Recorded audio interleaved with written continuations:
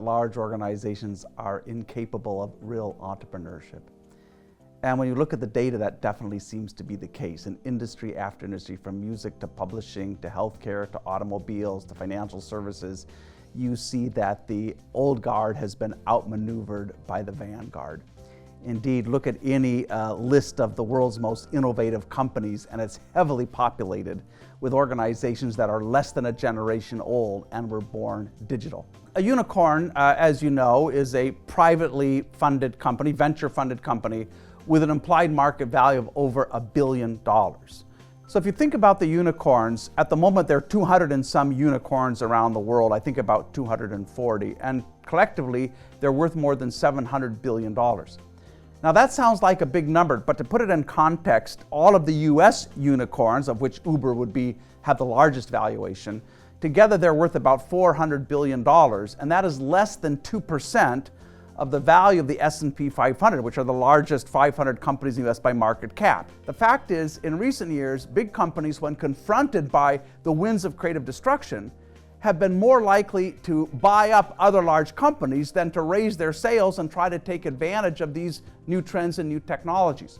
There is reason to be hopeful, though. There's a few organizations around the world that have set out to be entrepreneurial at their core. One of the companies that has perhaps been most radical in doing this and most persistent is the Chinese company Haier.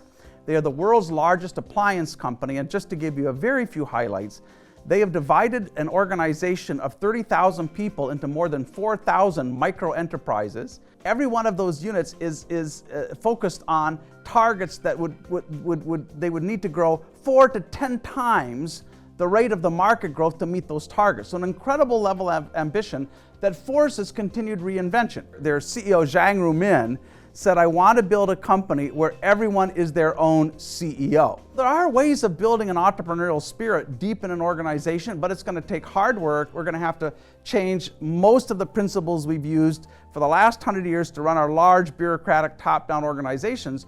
But the alternative is simply to become irrelevant. If you look at those startups, most of them within 5 or 10 or 15 years, they're as bureaucratic as the companies that they displaced.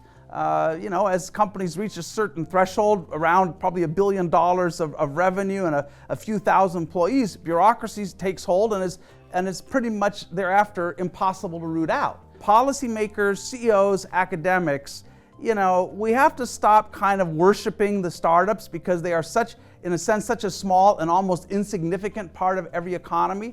If you talk to Reed Hastings at Netflix or Jeff Bezos at Amazon, they're going to tell you that one of their primary goals is to keep bureaucracy out of their organizations. I believe bureaucracy has the same kind of stultifying effect on human contribution that in centuries past we saw with feudalism, with slavery, and with patriarchy.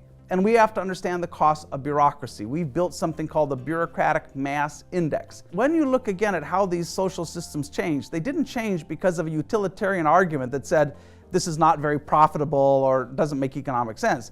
They changed when people said this is simply wrong. If you look at how we squander the imagination, the initiative of millions of people at work, how we truncate their capacity to contribute, it is simply wrong. It is perhaps here and there a lack of data and a lack of moral courage. And we have to ask instead is how do we build that entrepreneurial spirit inside of every organization, public and private, large and small?